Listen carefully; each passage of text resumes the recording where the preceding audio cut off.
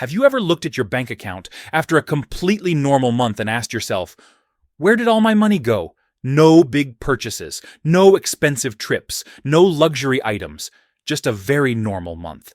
You go to work, eat like everyone else, buy a few small things, and live the way a responsible adult is supposed to. And yet, your balance doesn't look normal at all. It didn't grow. There's nothing left over. It just disappeared. Most people think I probably need to make more money. But the truth is, for a lot of people, the problem isn't income.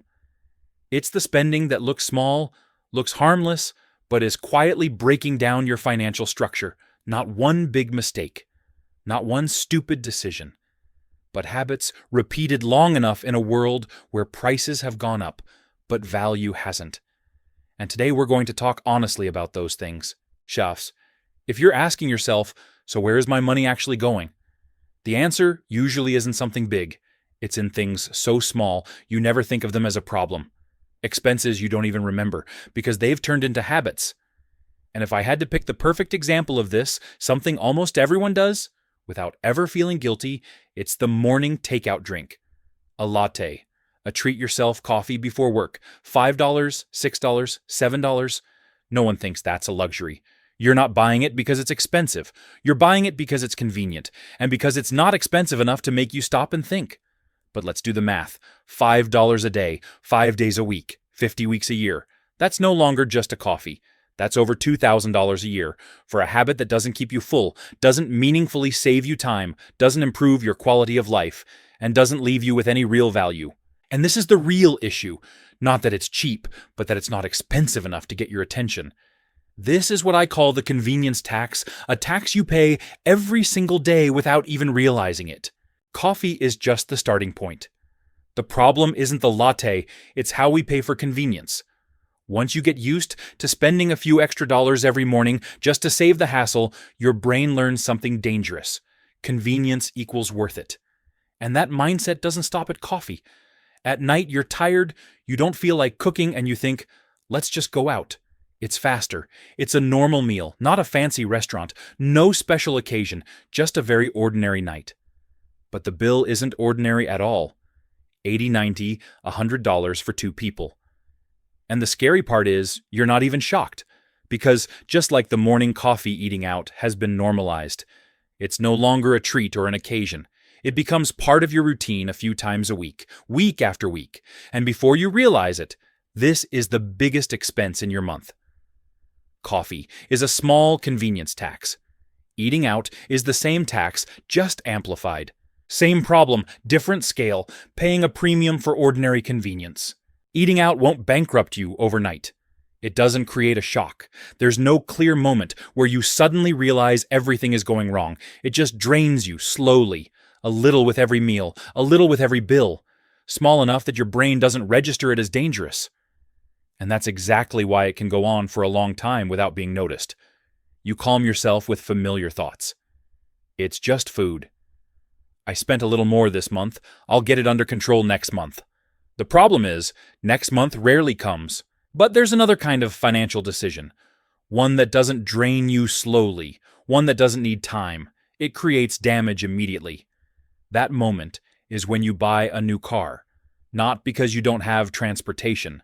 Not because your old car doesn't work. But because you want the feeling of a new one. The new car smell. The first drive. The moment you know other people will notice. And this is the part almost no one wants to look at directly. The second you drive that car off the dealer's lot, its value drops by around 20%. Not after a year, not after a few months, immediately. You're not even home yet. And it doesn't stop there. Every year after that, the car keeps losing value steadily, predictably, and completely indifferent to how you feel about it. Meanwhile, you're still making monthly payments, paying interest, and continuing to pour money into an asset that's worth less and less over time. This isn't shopping. And it's not investing in yourself. It's trading future financial flexibility for short-term satisfaction in the present. It's spending with a contract, a payment schedule, and long-term commitments attached. Eating out is a habit. A new car is a decision. One slowly wears you down, the other creates a large loss right from the start. But they share the same core problem: you're paying a premium for convenience and immediate gratification. The only real difference is this: when it comes to eating out, the damage happens slowly. With a new car, the loss happens all at once, in one very large hit. Buying a new car isn't just a financial decision, it's also a statement. Not one that's said out loud, but one everyone understands. It says, I'm doing well. It says, I've reached a new stage in my life. And that's where the real problem begins. Because that car rarely stands alone. Once you get used to the feeling of being seen as successful, you start paying more attention to other things that send the same signal: clothes, brands, logos. A shirt is no longer just something you wear. It becomes proof that you belong to a certain level. A pair of shoes is no longer just for walking. It becomes a way to tell the world that you're keeping up. And what most people don't realize is this: the price of these items rarely reflects their actual quality. Most of what you're paying for isn't the material or the durability, but the name printed on it, and the feeling of being seen. At this point, this is no longer shopping. This is status spending. Spending not because you need something, but because you need other people to recognize something about you. And it doesn't stop with clothes. Trips aren't booked because you truly need the rest, but because everyone around you is going. It's not about the experience, it's about proof of the experience. The photos taken, the moments shared, the stories posted to make sure other people saw them. Truly wealthy people don't need to prove it. The ones who constantly try to prove it are usually the ones still chasing it. And this is the most dangerous trap of all. Not because it costs money, but because it hits a very deep human fear. The fear that if you don't have these things, other people will think you're falling behind. And when that fear starts controlling your financial decisions, you're no longer spending rationally. You're spending to protect your image in other people's eyes. But here's something interesting. Not everyone who falls into the status trap thinks they're being irresponsible. In fact, it's often the opposite. A lot of people genuinely believe they're making smart financial decisions. They don't say, I buy these things to look rich. They say, I know what I'm doing. I manage my money well. I spend strategically. And that's where credit cards enter the picture. Cashback, points, miles, rewards.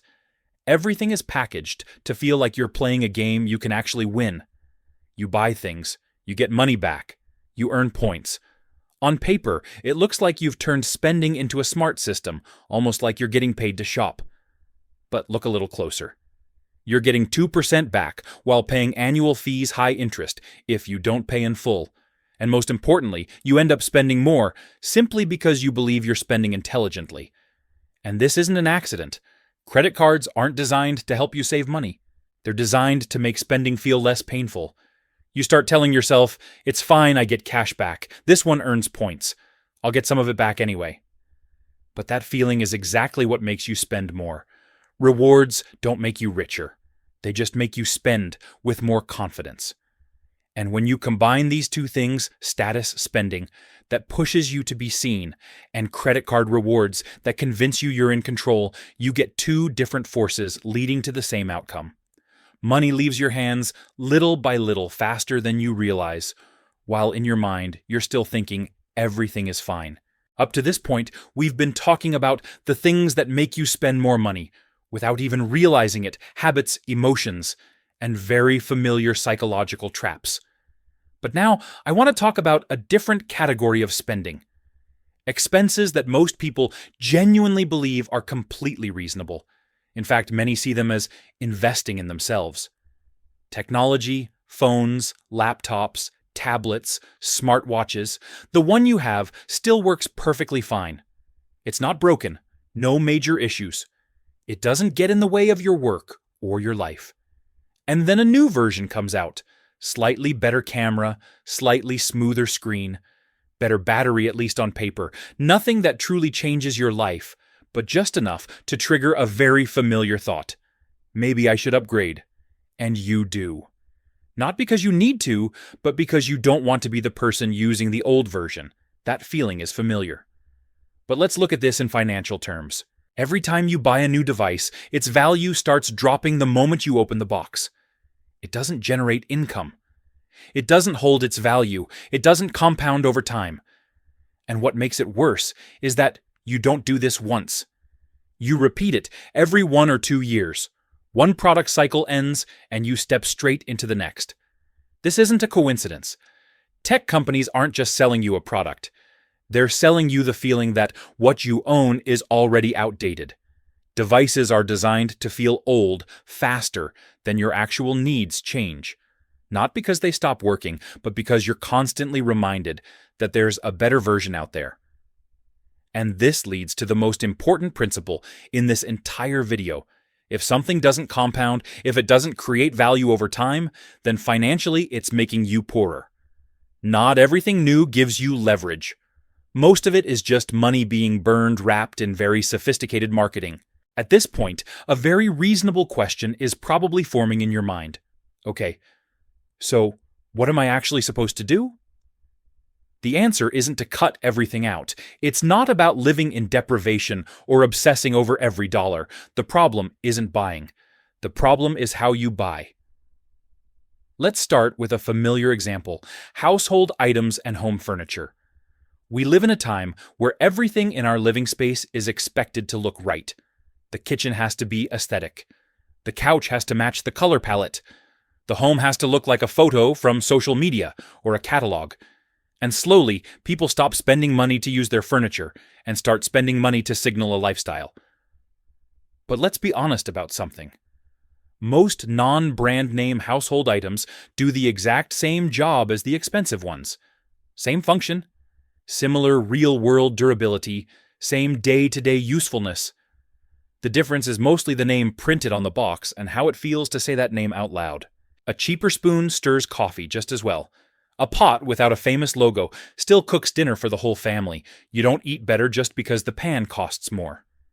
And then there's the part that's really hard to ignore. People are financing couches. Monthly payments for something you sit on. An item that produces no income, holds no value, wears down over time, gets dirty, and eventually goes out of style. And yet you're paying interest every month just to sit on it. That's not investing in your living space. That's locking yourself into a fixed expense just so everything looks perfect in a few photos. The right strategy isn't buying more. It's buying better, less, slower, and based on actual function, not the image it creates. If something genuinely makes your life easier every day and doesn't pull you into debt, it's worth buying. But if it only makes your space look better in other people's eyes, the price you're paying may be far higher than you realize. If you look back at everything we've talked about, daily coffee eating out, a new car, clothes tech upgrades, home furnishings on the surface, they all seem completely different.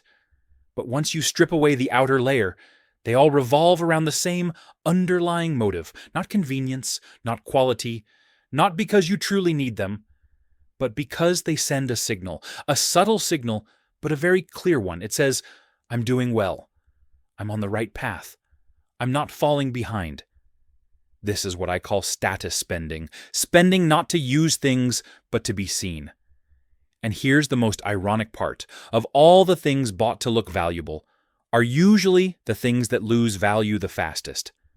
A new car depreciates the moment it's driven off the lot.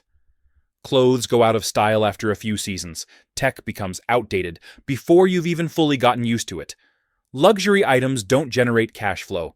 You spend money on these things and call it treating yourself, but financially, you're stepping backward.